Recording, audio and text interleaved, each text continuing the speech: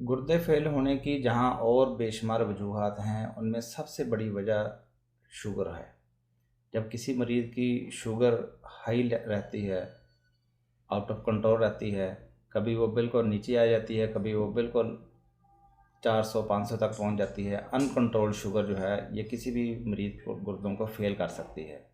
तो बाकी असबाब में से सबसे बड़ा सबब जो गुर्दे फेल का जो फ़ी ज़माना चल रहा है वो डायबिटीज़ है।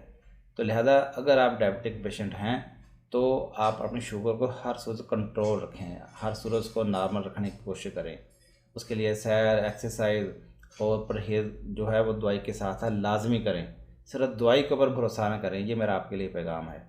और अगर किसी भी वजह से आपके गुर्दे मुतासर हो रहे हैं, आपका यूरिया, क्रिएटिनिन और ब्लड यूरिया नाइट्रोजन हाई हो रहा है, और फिर समझ लें कि आपके लिए खतरे की घंटी बज चुकी है।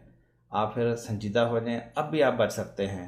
आपके जितने भी गुर्दे डैमेज हो गए हैं, आपका यूरिया क्रिएटिनिन जिस लेवल पे पहुंचा, अब भी आप बच सकते हैं अगर आप अपनी शुगर को कंट्रोल रखें, आप अपनी शुगर को बढ़ने ना दें। और उसके बाद आप अच्छा इलाज कराएं, मुनासिब इलाज कराएं, जहाँ से इलाज हो सकता है वहाँ से कराएं। अब ये नज़रअंदाज करने का वक्त गुजर चुका है।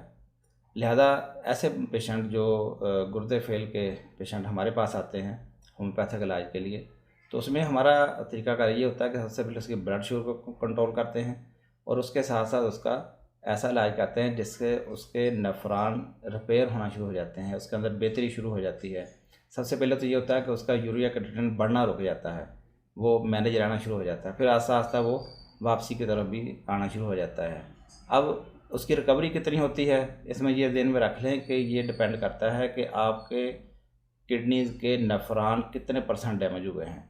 अगर तो वो रिपेयरेबल हैं, वो हीलेबल हैं, तो फिर आप ठीक मुकम्मल भी ठीक हो सकते हैं।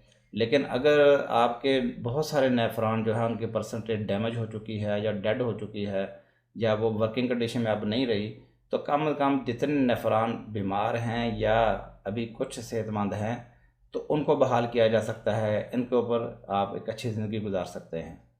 तो इसके लिए फिर आपके लिए वही पैगाम है कि आप अपनी शुगर को सबसे पहले कंट्रोल करें, वो चाहे किसी भी इलाज के ज़रिए करें। अल्लाह हाफ़िज़।